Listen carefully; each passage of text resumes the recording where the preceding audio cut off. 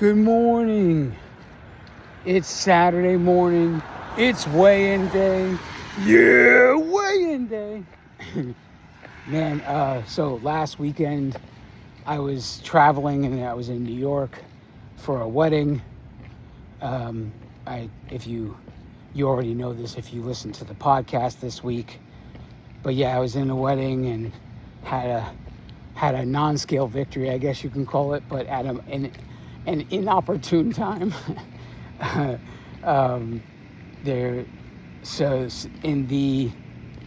I actually posted about it too on the day of the wedding on Connect. The day I picked up the suit and tried it on, and the day that I had to actually wear the suit, and how I was looking like I was wearing somebody else's suit.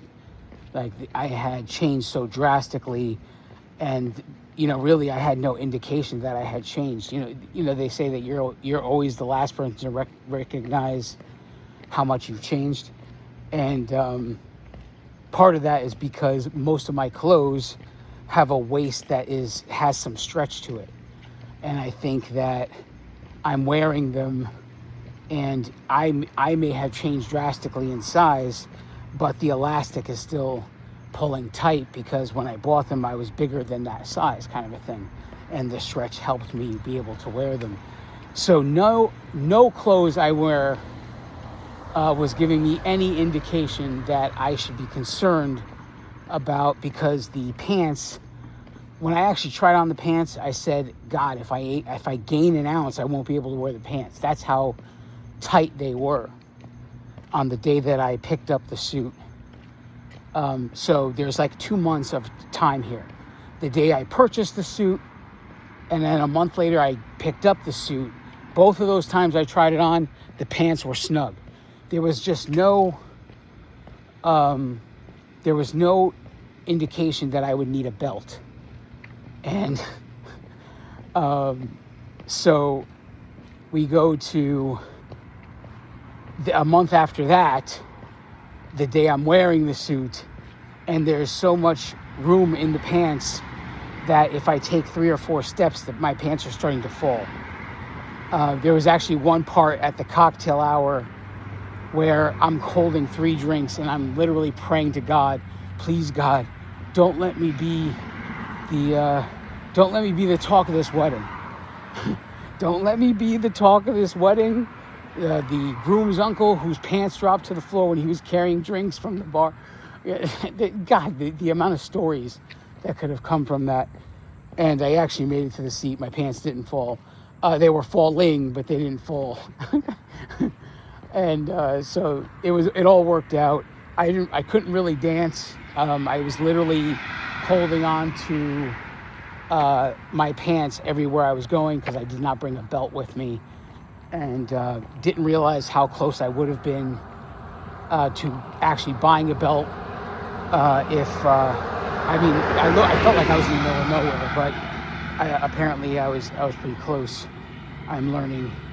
I was pretty close to some place I could have bought a belt, and especially because there was like 4 hours of time between the church and the reception that I could have used to go get a belt and been able to dance and have a good time. But I had a good time either way.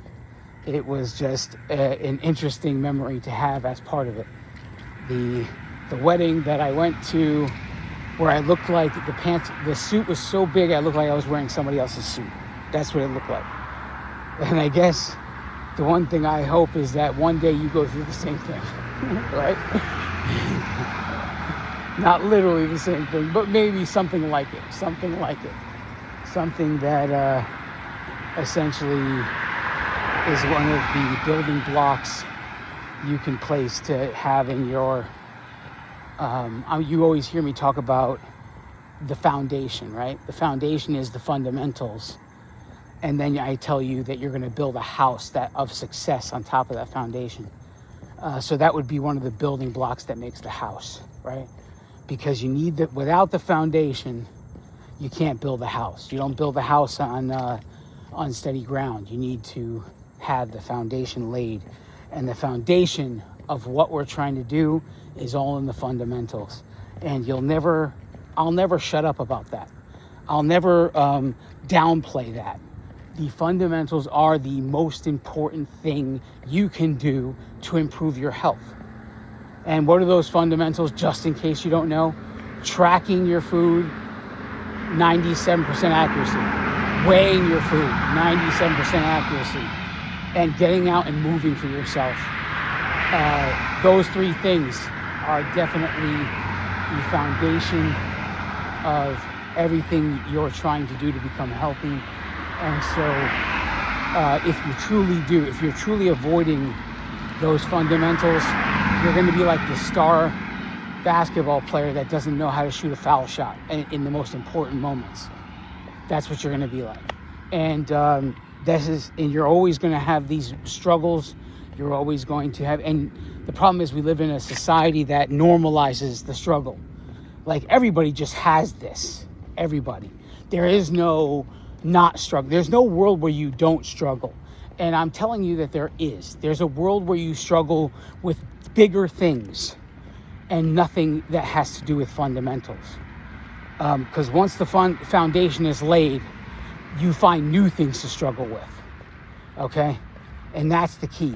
Get to the point where you're starting to find new things to struggle with, and you may find that at some point, years from now, you don't even recognize who you are. That's the whole point here. It's simple, it's mundane, it's boring, it seems like bullshit and unnecessary, but it is all necessary, and it's the most important thing you can do. Tracking, weighing and measuring, moving, all of those things. The rest is details. Because at some points, you'll find that tracking, weighing and measuring, moving aren't enough anymore. And you have to add other things. And this is when sacrifices start to be made. This is when you need to realize that true health is not measured by a scale.